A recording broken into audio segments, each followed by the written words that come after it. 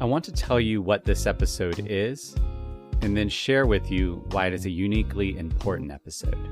So just like most of the other episodes, this is an episode of somebody sharing the ways that they have experienced wounds or trauma and what healing looks like or could look like in that space. Now, with the other stories that we've heard, it's been pretty easy for anyone to turn on the episode, let it play through, and then appreciate and value the guest's experience.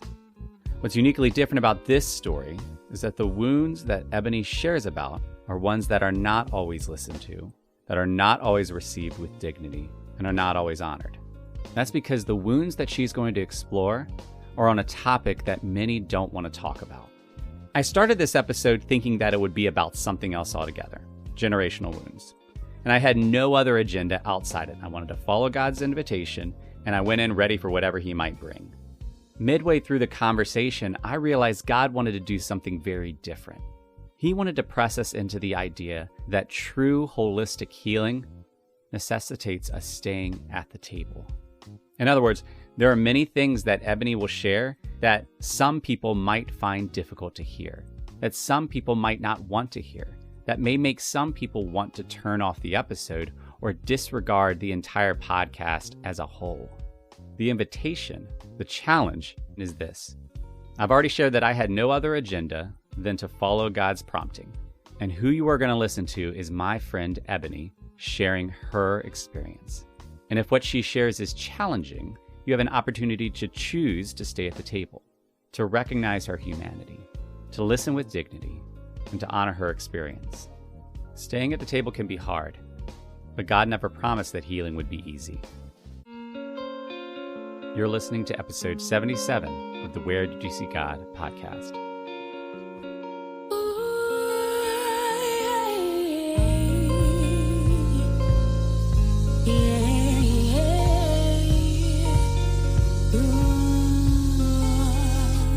Father God, I just want to thank you that you are God and you are good. And I just want to thank you that you are a good shepherd, that you guide us, that you lead us to places that we might not have gone. I thank you for Ebony. I thank you that you already crossed our paths and we already have a deep appreciation for each other and enjoy talking to each other. But I also have a sense that there's something you want to do in this conversation. We just want to release it to you. We just want to invite you to speak, for you to guide our words. That if there's anything that we should say, that we should sit with, that we would be ready to trust you in that. If there's anything that we shouldn't, that we would release that to you. But yeah, ultimately, this is your conversation and we want you to be glorified. And so we give it all to you. Let's pray in his holy name. Amen. Mm-hmm. So Ebony, I can't even remember how long we've known each other. We've connected organically many times. I used to do a series called Front Porchin', and you were in one of those episodes. But generally, I just appreciate you as a person, especially the last few months. You know, we'll talk more about that in a minute, but the project you've been working on and just knowing how hard you worked on it. But before we get into that, one thing that I've started to do with my episodes, and at some point I'm going to regret doing it, is I want to create a fun way for someone to just share briefly about who they are. But the challenge I give myself is to not plan in advance what question I'm going to ask, what fun prompt I put out there. I don't actually have one yet. So the closest I have is this. All right. There's this marketing team that is trying to brand their product to a new demographic, right?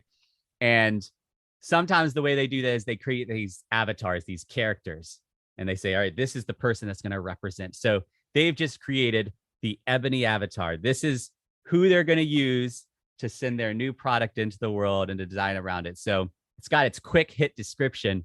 What does that description say about the Ebony avatar? I don't know. The Ebony avatar, I would say a force, confident, visionary, wise, and at the intersection of race and place. I love it. That's good.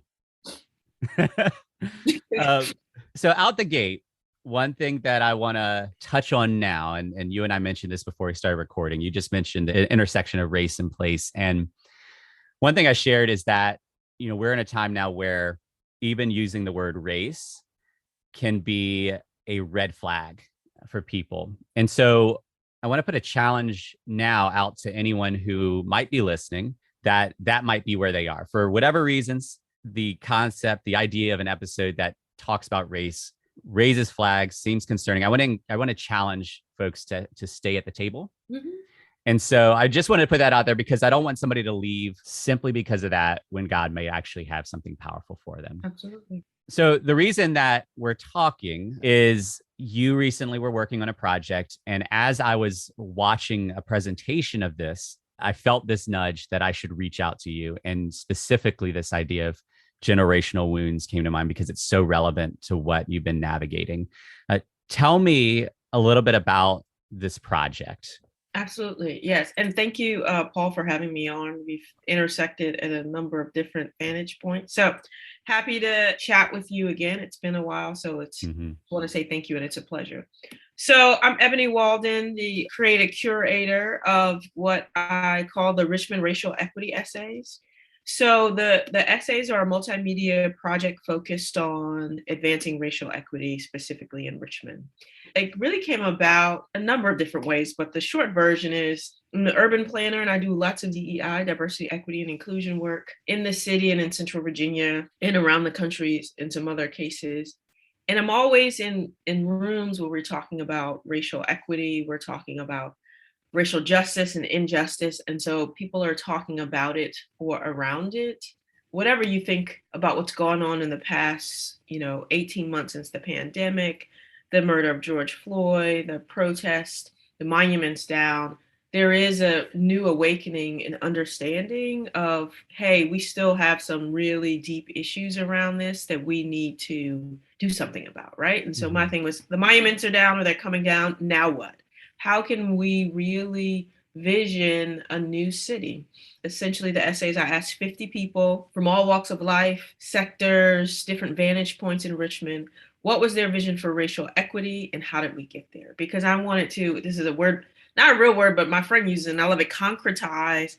What does racial injustice look like in our city? But also get people that are actually doing the work. They're out here running organizations, either at the advocacy, activist, or grassroots level, doing the work of justice. And so I wanted to ask them, what's their vision and how do we get there? And so those kind of 50 conversations manifested in an ebook where we have 24 essays by 27 essayists. We have an 8-episode podcast where I interviewed about 15 people. And then we did 7 video interviews where I interviewed a number of folks and asked them essentially the same question. And I wanted concrete, what are the injustices you see? Why are you in this work? What's your vision for how our city can change? And how do we get there? I wanted to get concrete solutions for the people that have been doing it for a while, that are new, that are out there on the ground doing the work from vantage points. So we have urban planners, we have Danny Avula, who's the head of the health department. We have folks working at the city and parks. We have environmentalists. We have educators, folks that are doing arts and culture work, all different types of people answering that question. And the hopes was, hey, can we create a framework for what racial equity looks like in Richmond? And Richmond is the capital of the Confederacy. And if you know anything about race, Virginia is where the ideas around race were codified into law. And so I think Richmond in particular and Virginia have something perhaps we can teach the rest of the nation. I think that if we can get it right here, we can be the capital of racial equity, we can hopefully be a model for other cities. So I wanted this conversation where it wasn't just the big wigs or the folks at think tanks that are trying to find solutions. It was everyday people doing the work. And then hopefully collectively that can create a framework for our city, the many legs and tentacles of the work, but concrete solutions. Yeah. And one thing I really loved about your project, one, it was multifaceted. And so it taps into different ways of addressing and engaging and navigating what is a very big and nuanced topic. But you also don't just hit on information and data, but it really is focused on voices. Yep. The videos that you did, Don Coleman was one of them, and he hasn't been on this podcast yet, but one day he will be. But I talk about him a lot.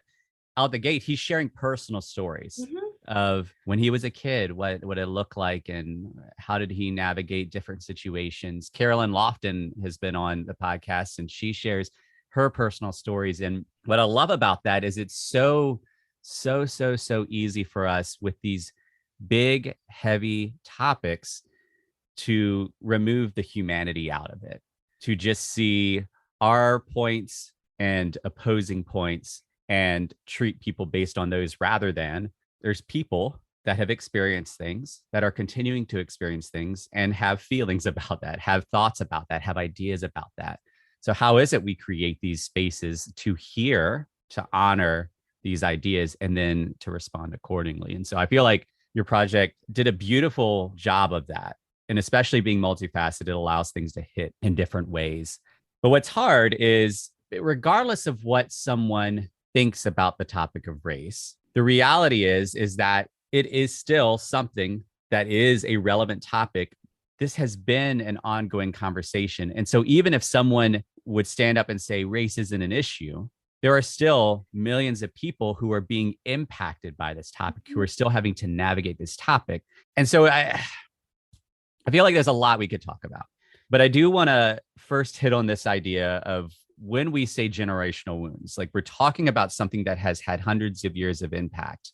And what somebody could say is, well, when it comes to race, slavery isn't an issue anymore. This isn't an issue anymore. This isn't an issue anymore. So why are we making this an issue still? So when you think of this idea of generational wounds, not just as a term, but as something that you are navigating so much that you had to create a project that addresses this, what does it make you think about? How do you process that idea? Two things come to my mind. First is just like from a psychological, like family perspective, is when you first talk about generational wounds. That's what comes to mind. And I think that you can think it like that. So my friend always says, like, Black folks and white folks, at least in this country, it seems like a bad marriage, right?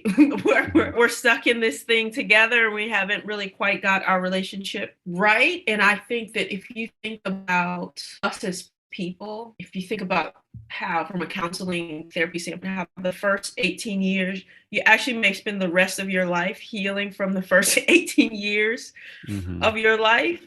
And how, like, we may spend perhaps the rest of our time working in America healing from the first 400 years that have solidified the grounding in our nation, that soil, right? My godson was in town, and he's 8, and we were kind of walking, and he was like seeing Confederate flags, and in his mind, he was like, "Oh man, what's happening? Where am I?" And then we were at the VMFA. I was telling him about the history of it. And then there was this kind of placard that said, folks used to own enslaved persons on this site. And he was like, "Oh my gosh, we have to go. Like, we can't be here. This is not good or right." And in my mind, I think, can you name a place in this country where you can go to that was not impacted by slavery or oppression in some way, shape, or the vestiges and the legacy of that? And I think that we have to contend with the reality that our country was built on land that was taken out of the possession of a people that existed here and lived here before, and was built on stolen labor, right? And the vestiges of that are not only just in our DNA, right? Like, the oppression still lives on in our DNA, but it's mirrored in the very stratification of our society, right? When I go out, who are those essential workers doing labor everywhere? If you go from the bus to the post office to in our medical field, who are the people that are consistently at the bottom doing the work? And of course, we have a number of Black and brown and folks of color in leadership, but by and large, our country, from a leadership, who owns the resources, from a who's at the top, it's still a stratification of a plantation, right? So of course we have some success. It's not like all or nothing. We're not where we were 150 years ago. We're not saying that. I'm saying that from everything from birth to death, and everything in between, almost, that you can measure: health, wealth, income, life expectancy. So from where I live in Richmond to some neighborhoods in the West End, roughly 3 or 4 miles, there is a 20-year difference in life expectancy, right? And that's totally based on race and zip code. So we can't deny that the reality of our society is still stratified based on race, and that who has opportunities and who doesn't, who is going to fare well in life and who doesn't. And race is still an important factor in that. And those things are not, it's like not a surprise. And so you kind of have two responses to the statistics that you see, right, from birth to death. So as a Black woman, regardless of income, regardless of educational attainment, I am 3 to 4 times more likely to die in childbirth, right? And you can see that some of the richest, most powerful, most famous women in our country, Serena Williams and Beyonce, had some almost deadly complications in childbirth, right? Mm-hmm. So it's not about just income. It's something about Black skin, right? That the reaction to it is not opportunity. It's not giving you the same level of service. There's a lot of bias. But my point is to say, there are real disparities in numbers and experience in our country. And you have two responses to that. You either blame the people, like there's something wrong with Black people, which in my mind is an inherently racist idea. Like there's nothing inherently wrong with any group of people. Or you take on the notion that there is something wrong with the system. And I like to take a ground war approach to my work, right? So that means if there's a pond, you know how fish flop over when they're dying? 2 or 3 flop over, you're like, okay, maybe the fish, something's wrong with the fish. If 30, 50%, a vast percentage of the fish start flopping over, then you start asking different questions like, what is wrong with this pond ecosystem that is creating these results, right?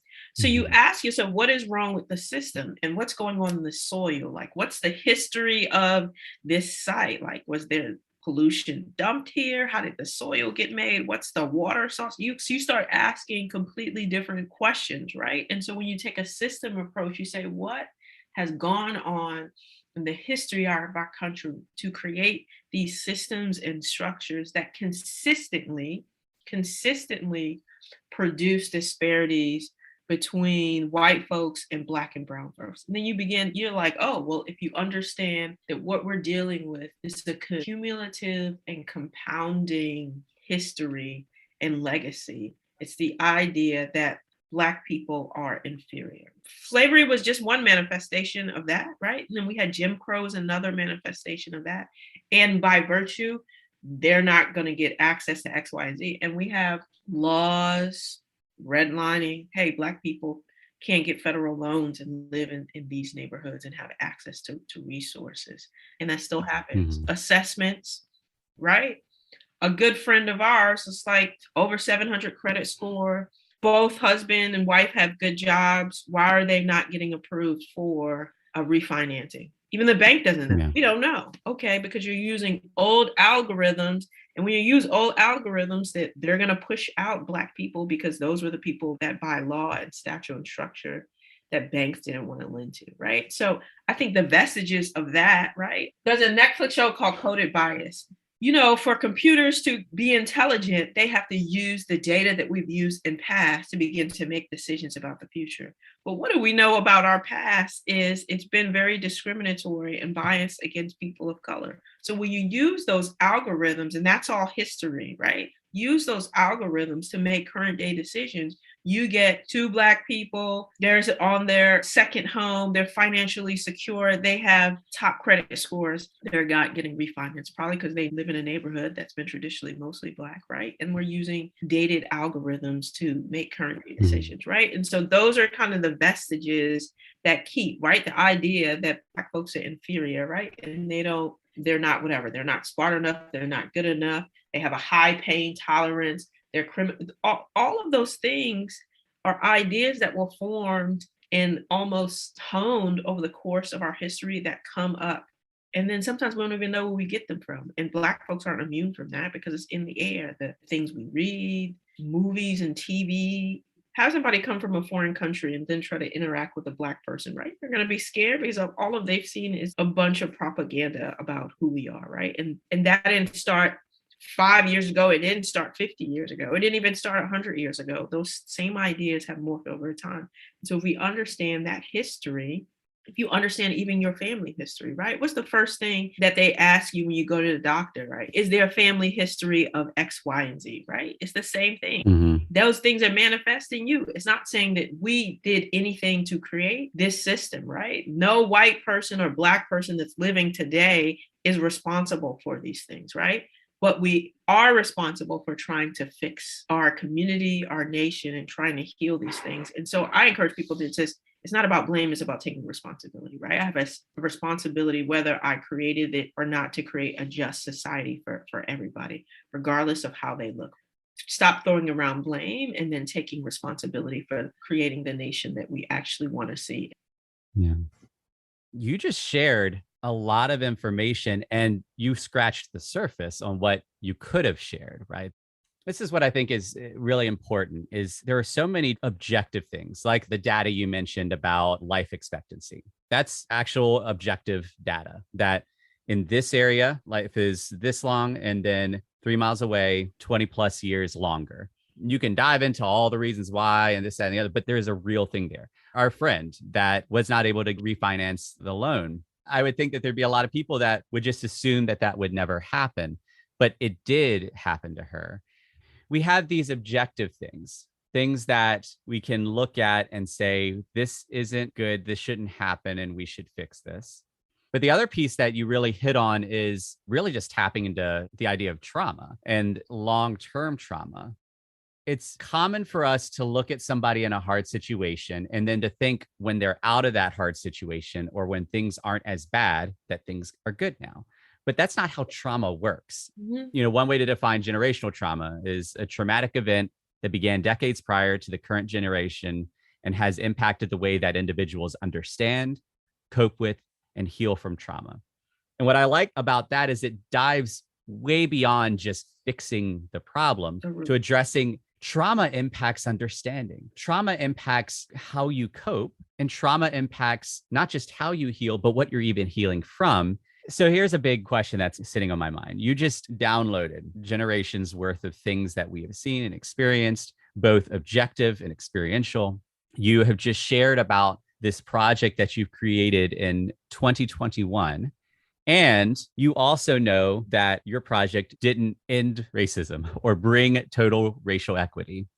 So my question is this. Obviously, we're speaking into your context, but even beyond that, what do we do when there are these generational wounds and they aren't fixed? How do you continue to move forward if, and I think of Martin Luther King Jr., he shared a lot with a forward mindset of knowing that the things he was longing for, the dream he had, he might not get to see, and he didn't get to see. So how in the world do we find healing when it seems like the wounds are going to continue? How does God bring about healing? Is he bringing about healing when stuff continues to be perpetuated? Yeah, so I think that what I wanted to highlight, what you said about trauma really is, when you're healing, you got to address the root cause, right? And that's really why we're rethinking history. We're really trying to understand from a systems approach, how did we get here?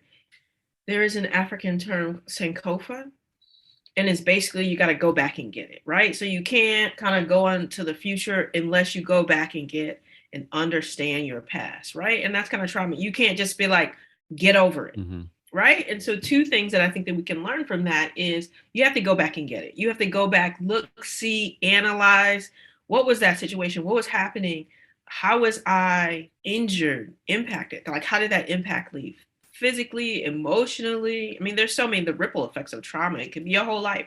Financially, and the same thing. Going back and get it and really, really learn, right? And one of my goals was to, which I stopped because I was like, this is depressing, but was to read like 24 books that really deepen my understanding of the insidiousness of race and racism and the ways in which it manifests, right? Because we have to be really sophisticated, because I think it's like an ugly monster where you're like, all right, slavery is over, Jim Crow comes up, right? I mean, that's over, then we have the prison industry. So it just like sneaky and wants to, because if you don't go back, you don't clean out the wound, you don't understand the context, the ideas, the philosophies, the ways of being that have got us to this place, you're just going to perpetuate them. And so what I like to say from like racial healing standpoint, the healing that we need to do at the individual levels, both Black folks, people of color, and white folks, because we've all been impacted by this, right? And so there's this internalized things, whether it's internalized inferiority by people of color or internalized superiority or privilege. The people that really say that race isn't the issue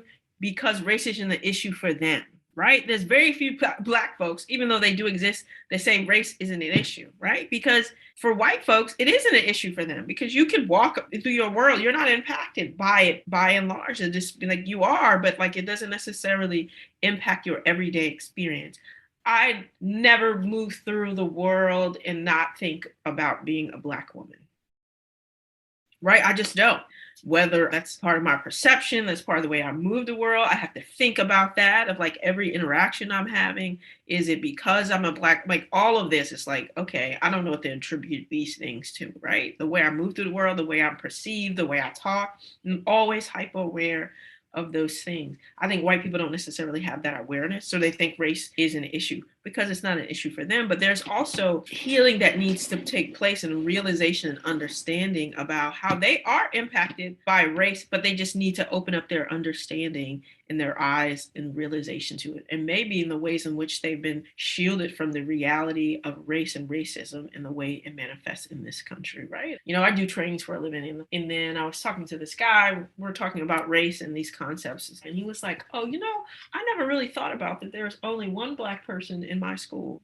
Like, right? He never thought about race because it wasn't a part of what he needed to do. But for people of color, it's everything a part of what we need to do. And so I think that there's just a schism of experience. And that is both the personal and interpersonal work and healing that needs to happen, right? So there are things from a racial perspective that I've internalized as a Black person, as a Black woman, that I need to kind of dissect and really look at, right? And become aware of so I can heal for them, so I can navigate the world in different ways, right? And I think that that's the same for white folks, same for other folks of color too. Awareness is everything. You cannot solve a problem that is not in your awareness, right? You can't heal a wound that you don't uncover, dig out, and take out all of the debris and give it some air so it to heal. And so my thing is, we need to give it some air from what is the history in our society, right? It's going on. What has happened in our personal and interpersonal life? There's something one of my clients do. It's called the Racial Healing Handbook. And it's really processing your experiences and interactions around race, right? And how these big kind of concepts impact your life. And that was so important to the racial equity essays. I said, you can do facts and stats, but ground this in your personal experience. Who are you and why you're talking about this? And how have these issues impacted you personally? Because nobody can refute your story. And that's what we need to hear, is stories around these things. These are not some far up ideas. It's those people over there. No, it's me right here, my neighbor, my person. And it's 25 people. That's the first thing I ask. What's a pivotal moment in your life that has brought you this? And that sharing of stories. And I think it needs to happen between people of color in their own groups. So Black folks and Latinx folks kind of need to get and say, I need to have a space where I can process this. And white folks, you can do that too, of like, how have these things impacted me? And then after we've done our healing, or in somewhere in the process, it doesn't have to be linear, we can come and do those things together. Because I think if we don't do our own work, then we end up coming together prematurely and hurting each other, right? Because we're either don't have the space to hold someone's perspective that is completely different from mine, right? Or we end up inflicting harm. So I think from an interpersonal and personal perspective, that healing, go back and get it. What has been my experience? How can I increase my understanding, not only of history, but my own history with these issues? I teach a class on DEI in the city. In the first class, I ask folks to say, we can learn about cities and diversity, equity, inclusion all over the world, but what is your experience? What kind of community did you grow in? What was the racial and demographic background of the people you lived in? Because that is a profound resource, right? But also profound blinders, because that community kind of shapes your view of other communities. So let's dissect and analyze your experience of these issues, or lack of experience of these issues, right? So how do you do that? I think from an institutional standpoint, whether you work at a nonprofit, you work in the church, how has the church been complicit in racial injustice, past, present, and future, right? The conceptualization of race and in some ways the oppression of folks of color was inflicted through the Bible, right? And so those things are interconnected in this country, right? To be a good slave and subservient, right? And so those kind of things. So I think that we need to kind of dig those up, not only from the past, and say, in what ways are the ideas, the vestiges of the past still manifested here in our leadership, in our structure, in our budget? How are those tentacles and stratification still present? How do we talk about that? reveal that and begin to disrupt and heal it. And then the same thing, larger society across institution. What are the ways in which these problematic ideas about race, about people, who deserves access, who deserves to be safe, who communities deserve to be invested in, these societal wounds, how can those be exposed? And so I think that what's hard for some people is the hurt that has gone on for generations has been exposed. And it's actually, instead of facing that, trauma is a hard thing to face for anybody, personal trauma, societal trauma, right? The first thing we do is try to bury it or run away from it. Just people, right? If I can get through this without addressing it and be in denial about it, we don't tend to change until there's a moment of crisis. And I think last summer was a moment of crisis where we're like, okay, now we got to change. But we have to do these steps of like acknowledging, see how it's manifested in our past and present and future, bring it to light, and then begin to disrupt it, right? In therapy or counseling, you become aware of your patterns that are unhealthy and dysfunctional. That's the first part, right? And then you may do some family work to say, well, where did these things come from and how did I operate like this? And then you begin to step back and say, oh, I realize this is a dysfunctional pattern now. I have the space to begin to disrupt it. And I think if we're doing that on all three of those levels, then we can begin to heal as a nation from this 400 years of trauma that we've inherited. There's so much that I was bringing up in my mind as you were talking. So one, I really appreciate you sharing the idea of the value that can come from someone being able to stop and step back and say, why is it that I'm feeling the way I'm feeling? What has impacted me? And kind of to validate your experience and your story. And it made me think of the Netflix show Made, but a really powerful show that focuses on a woman's journey navigating domestic abuse. And part of her journey was not just coming to recognize where she was internally and externally, but then being able to accept what happened to get her there, who played a role in that, but really even getting value to herself, because there's a part of her that felt like it was her fault or she deserved it. Or so like there is that piece, and there's a lot of value to being able to do introspection, to be able to learn how to find contentment and healing that isn't contingent on external circumstances. But the question that I asked before this, somebody could take that as a dismissive kind of a thing. Like, well, if racism never ends, how can people just learn to deal with it? What you've shared is that's not a very good way of approaching it, because the reality is when we're looking at any kind of trauma, there is an internal component, but there is an external component. And if you want to find true holistic healing, communal healing, it has to expand beyond the individual to communal. And here's what it specifically brought up to my mind, because you and I talked before this, and I shared that the reason we're having this conversation is because I felt like a nudge from God, but I didn't know where the conversation was going to go. One thing I did know, and I named it in the disclaimer at the start, is that there would be many people who might be uncomfortable with this conversation, and many people who may actually like shut it down. And I thought about it again as you started to share specific things. I was thinking of specific people. I'm like, now that she said that word, I might have lost them. And this is what really struck me. I want to give credit to anybody who has made it this far, who normally wouldn't have, right? Because there are people that are like, oh, I love Ebony, or like, yes, we need to fight for racial equity. Like there are people that are going to make it this far, but there are going to be other people that wouldn't have normally made it this far, but they took my challenge of staying at the table, and here they are. And this is why I want to affirm that person, because they're doing something that we often as people are so unwilling to do. And that is to be willing to press into these traumatic spaces with an understanding of the humanity of others, an understanding of everyone being made in the image of God, because there are going to be people who may immediately decide that you are simply an embodiment of the racial conversation. And if they don't want that, they're shutting it down. That's not who you are. You're Ebony Walden. You're my friend that I've invited to my podcast. And if somebody listening shuts it down, they're not shutting down the concept of talking about race. They're shutting down my friend Ebony, who is sharing her story and her experience and her ideas and her opinions and her hopes and her dreams. And even if somebody disagrees with what you say, even if somebody believes the opposite of what you say, they still have to make a decision of whether they are willing to interact with you or to dismiss you. Mm-hmm. And this is, I think, what we see definitely in the racial conversation, but in everyday life when we're navigating the messiness of people trying to interact with each other and trauma happening, is we constantly are faced with the decision of, am I willing to actually engage with this person, or am I choosing to dismiss this person?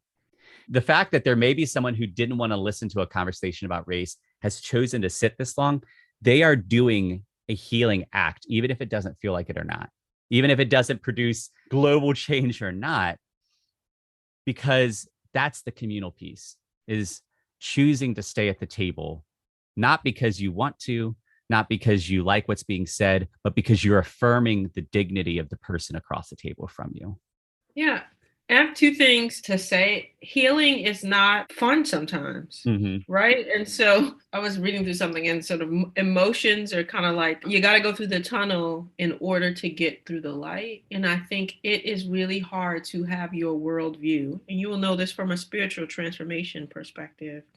And God does it all the time because he wants to, I am doing a new thing. Do you perceive it? And sometimes, in order to be open to the new thing, we have to let go of the ways in which we have thought and are being in the world. And that is a profoundly hard thing. It is a loss, right? That the world has worked for me, and I think it works for everybody. And with the understanding that it doesn't work for everybody in an equally way, like that is really hard and profound things.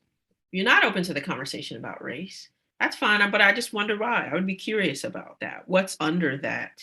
I think too, I got up into this work, and I'll tell you this. So people think about race and racism as somebody calling a Black person the N-word, right? And so they're like, I don't do that. I don't call Black people N-words. I treat them the same. I'm colorblind. One, I don't want you to be colorblind. I like being Black. There's nothing wrong with being Black. I don't want to be discriminated against because I'm Black. I don't want to die 3 or 4 times more likely in childbirth because I'm Black, right? But I want you to see me just like you. A red rose is not a yellow rose, because God made those different, and it's completely fine. I think the last thing too I want to say is I got into this work, and this is in my essays. When I moved from Queens to Long Island, which is a profoundly segregated community, there was a community to the north of me and a community to the south of me. I lived in a primarily Black and Latino community. And the community to the north of me and to the south of me were primarily white.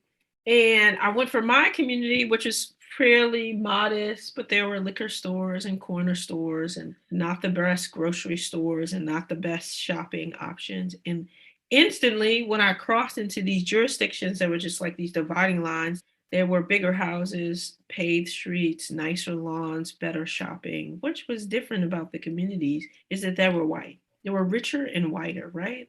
And so that is everywhere USA.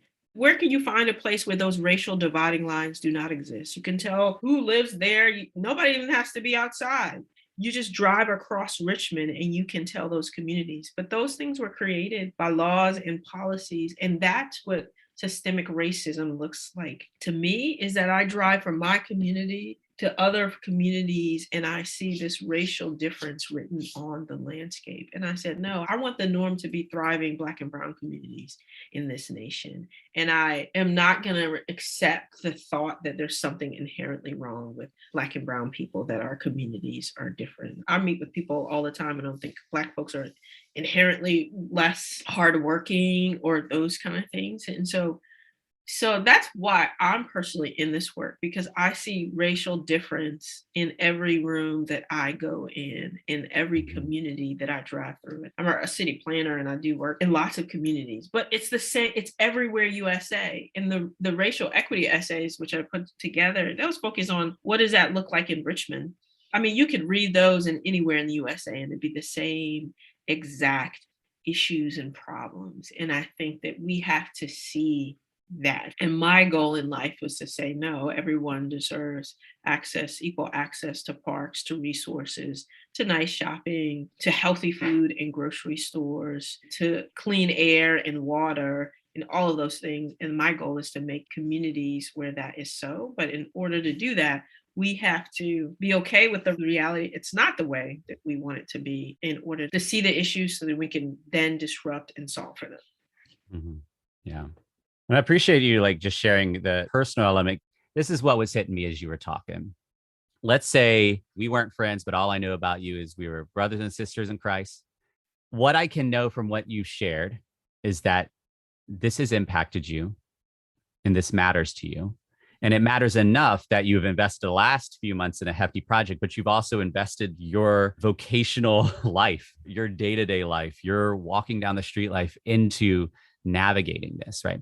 The worst thing I could do to you is be dismissive, to say you're wrong, or to blame you, or to throw things at you if I'm desiring to love, as scripture calls me to. Like, that would not be the first response that I should navigate. And it made me think of situations in my life where something traumatic happened. And when I would get people ignoring it, dismissing it, blaming me for it, saying, well, it's your fault that you didn't get out of it, or, all those kind of things, it hits on a deep, deep, deep level. It's not just that I feel like I'm being rejected, but it does an internal identity thing.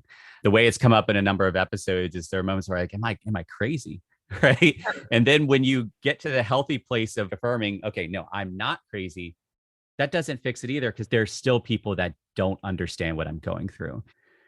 If we really want to see healing, I've been pretty vocal on this podcast, but in my life, about my feelings around the impact of race that I see around me. And, we've already talked a little about it here. And so, but let's say that I was in the position of questioning if race was still an issue. Even if I was in that situation, right now at this moment, I would still have the opportunity, if I claim to be a follower of Christ, to decide whether I'm going to love or not, whether I'm going to affirm the Imago Dei in you or not. Too often and especially people that look like me, aren't willing to press into that first step. If we're claiming to be a Christian, love is the first thing that we're called to. And we'll jump ahead to like the dismissal or the explaining or the trying to fix or correct. But it's from that starting point where I can actually see and hear and understand you, not try to fix you, not try to argue with you, but to actually recognize that you are a person sitting virtually across from me. And I, again, have to make a decision whether I want to love God and love others or love something else. Mm. It says, seek first the kingdom of God and his righteousness, and all these things will follow. If I'm not willing to make that first step, then I'm not actually going to bring about healing. Mm-hmm. Yeah, I really appreciate your openness and your vulnerability and just the way that's playing out in your life. But I want to challenge people to recognize there are big things that have to happen. I think we can look at the last 18 months of our nation and recognize our nation isn't perfect. At the very least, we could all agree that there are issues. There are big, big, big things ahead, things in systems, things in processes, things in, there's just so many big things that have a lot of work, and it can seem daunting. And that's what can scare some people. Like, I don't know how is there any hope? Should we just like split up, like that divorce mentality of this marriage isn't working, maybe we should just divorce.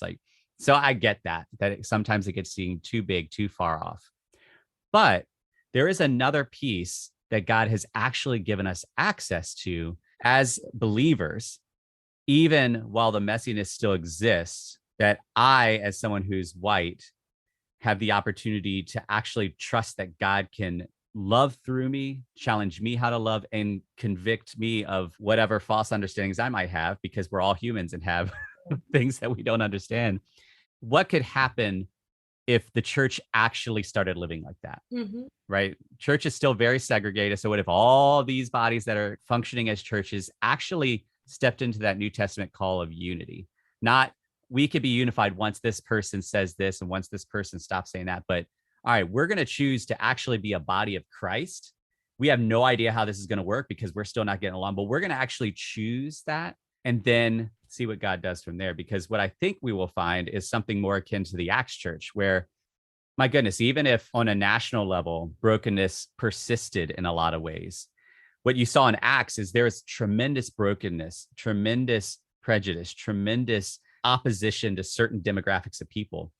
And yet somehow there is this body that began to thrive.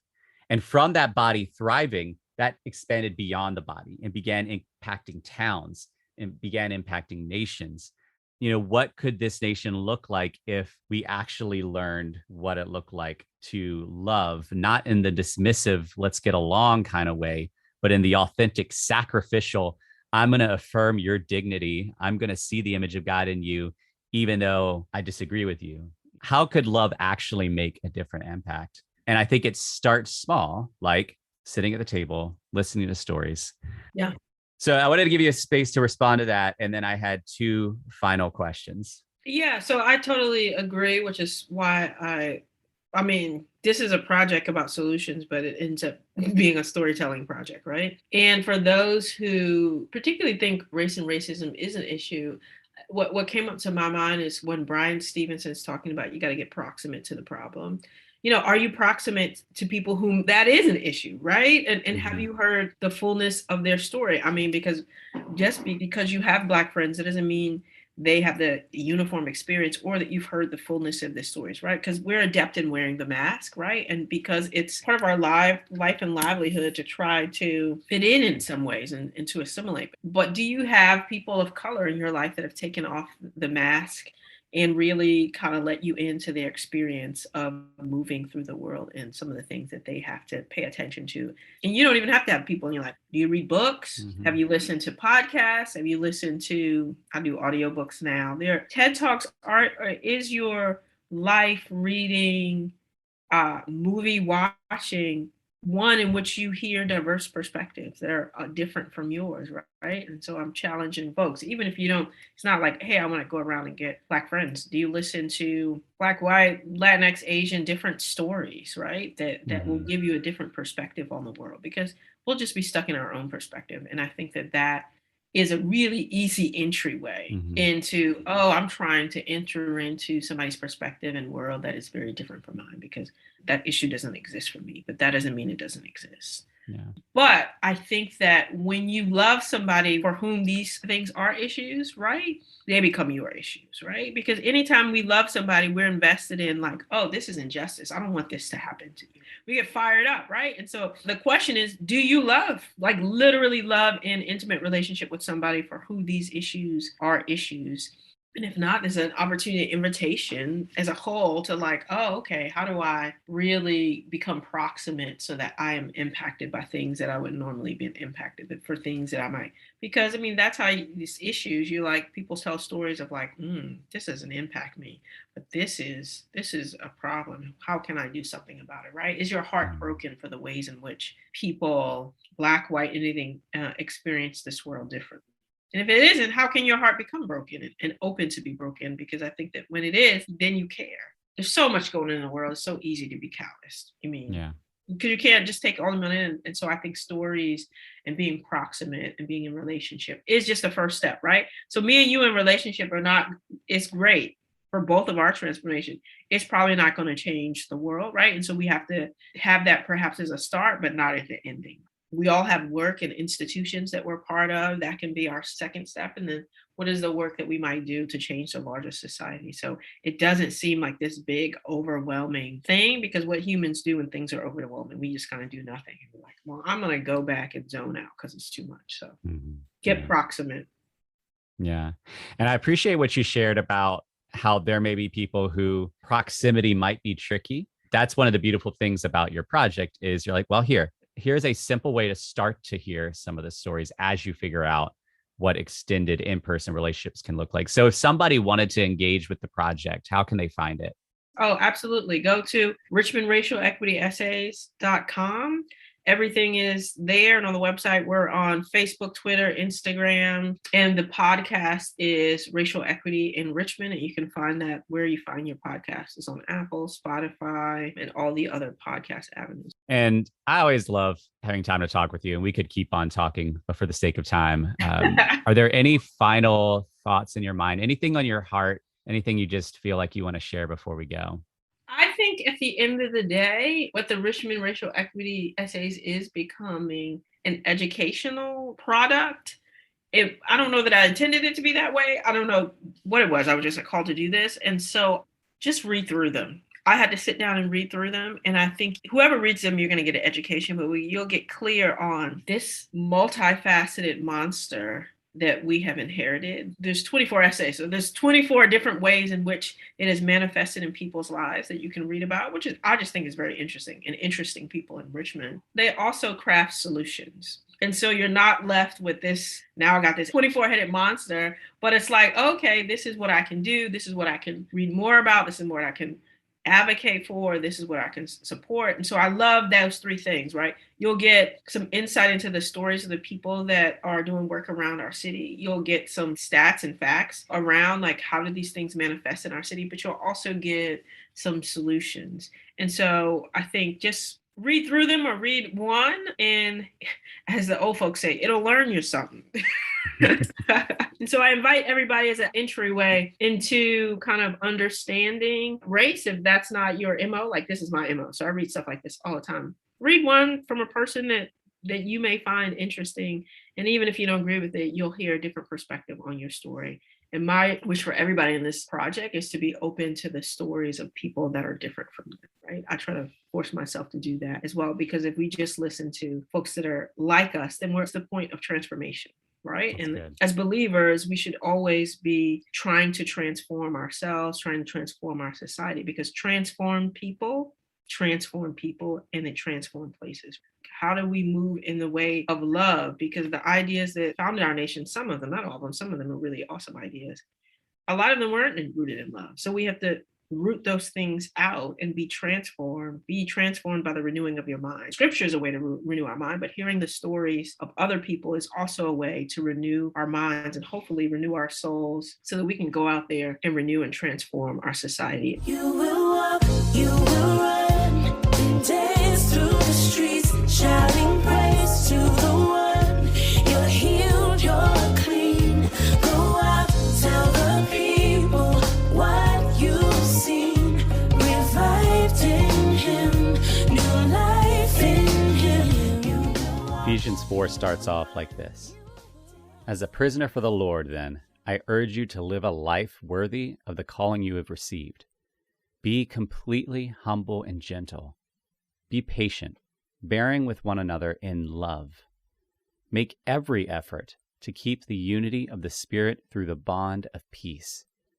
There is one body and one Spirit, just as you were called to one hope when you were called, one Lord, one faith, one baptism, one God and Father of all, who is over all and through all and in all.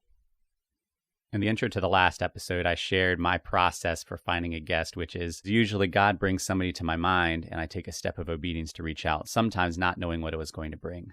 And I recorded this episode knowing that the topic of race is one that many people I know would want to avoid, that many people I know might get mad at me for recording. And the reality is that my goal is not to please people or to make people like me with this podcast. This podcast started as a step of obedience and continues to be that. And so when God nudged me to reach out to Ebony and to invite her to share about race, I wanted to take a step of obedience, knowing that some people might love it and some people might hate it. But as I said in this intro, there was no agenda here outside of trying to seek God and what he wanted to do. And what I feel like God's brought about is a practical exercise for some in what it looks like to stay at the table and how healing might come from that. And while this was a practical exercise for some specifically around tension on the topic of race, the act of staying at the table is one that all of us struggle with in some way, shape, or form. There is someone, there is some topic, there is some situation where we do not want to be at the table. And this isn't saying that we must subject ourselves to every tension, every conflict, every conversation. But there are tables that God is inviting us to that we are resisting. And our act of obedience to God is to choose to sit rather than run, is to choose to honor rather than fight. We have heard some amazing stories of what it looks like on an individual level to find healing even when the circumstances don't change. But God has also created us to engage in such a way where the circumstances can often change, but often don't because of us, not him. He has said clearly in his word that he is calling us to unity, but too often the body does not want to be unified, and there are ramifications of that. And as I thought about the ways that what Ebony is sharing could easily be dismissed by people in my life, by people I care about, I couldn't help but think of the times where my trauma was dismissed by people I cared about and how much it wounded me. And my trauma only lasted a few years. But what Ebony shared is centuries in the works. We can choose dismissal or we can choose love.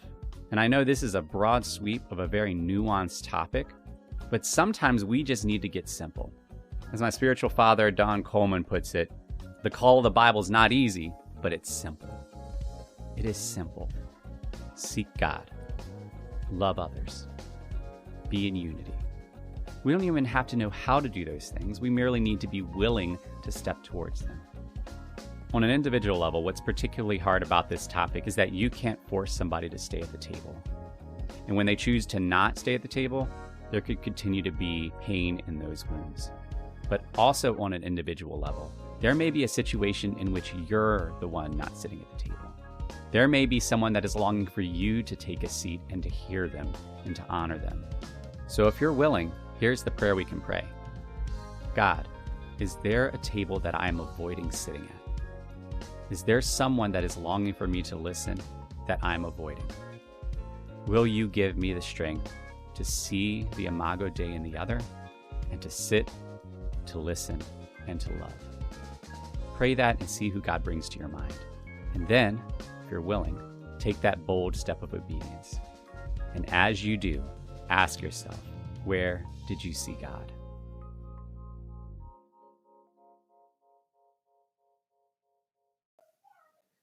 Thank you so much for taking the time to listen to the Where Did You See God podcast. And I would love for your stories to be a part of it as well. So there are a number of ways that you can do that. You can check out our Facebook page at Where Did You See God podcast. You can go to anchor.fm/Where Did You See God, or you can leave a brief voice message at 804-372-3836. I would love to hear your stories. And if the stories you've heard have encouraged you, think of someone else who could be encouraged as well and share it with them. The music you've been listening to is You'll Walk, You'll Run by Urban Doxology. They are a solid group and you will love listening to the rest of their music, so check them out. And as always, as you go through your day, ask yourself, where did you see God?